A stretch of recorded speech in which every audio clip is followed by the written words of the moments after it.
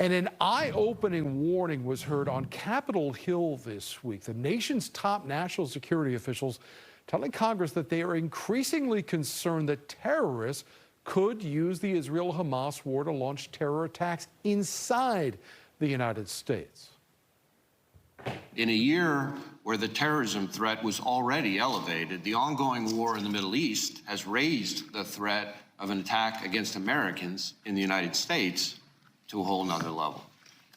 Since October 7th, we've seen a rogues gallery of foreign terrorist organizations call for attacks against Americans.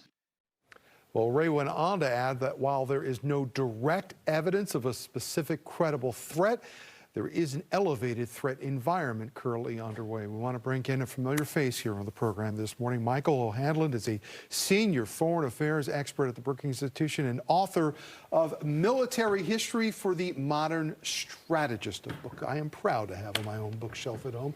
Michael, good to see you. Good to see you, Tom. You know, with all of the drama this week that was going on up on the Hill, what Director Ray had to say seemed to fly under the radar screen a little bit here. You had not only Director Ray, but also Alejandro Mayorkas, who's the Secretary of Homeland Security and the Director of the National Intelligence Center, all saying the same thing, that they're very worried about a possible terrorist attack. Should we be? It's a great question, and I missed it until today when your excellent show put it on the air. So I was reading all sorts of coverage this week of all sorts of Washington events and didn't see that. What I would say is that this is not like, you know, a September 12, 2001 kind of situation where you feel like there could be another attack any minute. I don't think people should be canceling plans. I don't even think that they should worry that much if they're in a bus station or an airport. But, you know, you have to take some of what these statements are at face value. And when other groups call for attacks, if nothing else, that raises the risk of inducing some would-be extremists in our own ranks, a lone wolf, to just take that kind of a message and have it push them over the final threshold of motivation. So it's I don't know how to quantify it. It's a slightly elevated risk. I don't think of it as dramatically bigger. Well, let's talk about the reason why this environment exists right now, the Israel-Hamas war. There was a deal reached this past week to keep the government open. However, none of that included any military aid to Israel right now.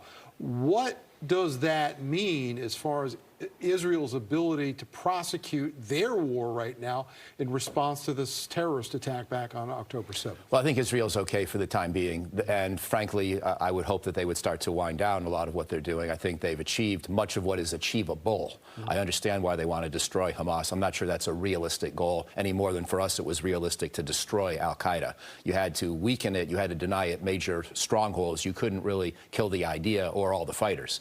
So, but in any event, Israel itself is a well-equipped military, has a well-equipped military, and I think they're going to be okay for a bit longer. The politics of this are interesting, of course, because if neither Israel nor Ukraine got aid, that keeps alive the possibility that the two can be linked in a way that gets them both aid later in the year or early in the new year. On the other hand, we'll see if that really holds, because a lot of people want to help Israel, but not Ukraine. There have been rockets fired from Hezbollah. There has been widespread speculation that Iran may have had at least, you know, not a direct hand, but perhaps knowledge of what happened back in October.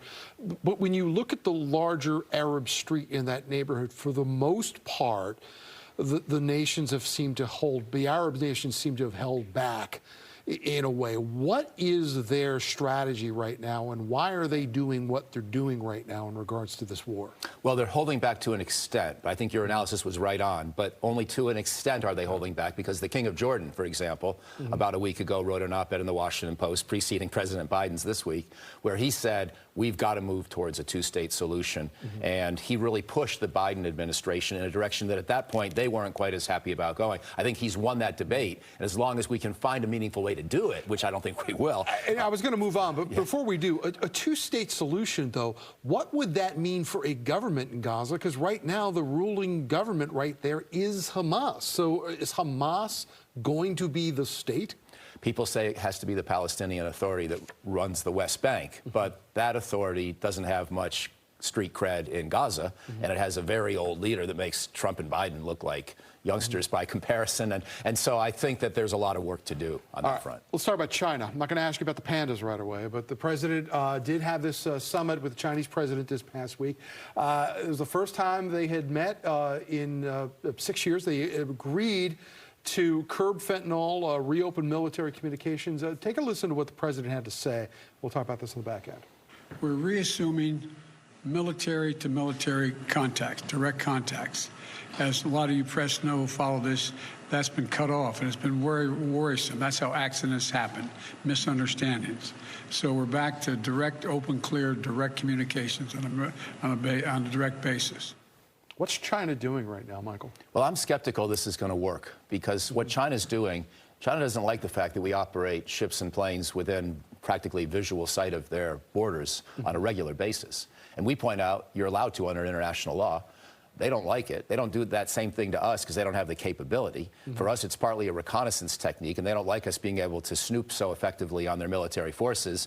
And they also want to control and dominate the South China Sea. So I think they want us to be anxious. I don't think they want to resolve these kinds of crises. They create these crises on purpose in the hope they'll push us away. Are they back at the table now, though, because they've got some problems of their own? Yeah, I mean, I think it was still a good summit if you keep your expectations modest and you say that the goal here is really to prevent a deterioration that could lead to a major crisis. And we got to stop just demonizing each other. I mean, there should be a lot of criticism of China's specific policy mistakes, but there should not be a demonization of the whole government or country. And I think we've been trending that way on Capitol Hill and elsewhere. So I was happy for a summit, even though it had a very business-like tone. It wasn't a warm summit, but it was still one step forward on things like fentanyl. Does Brookings have any position as to whether we'll be getting pandas back at any point?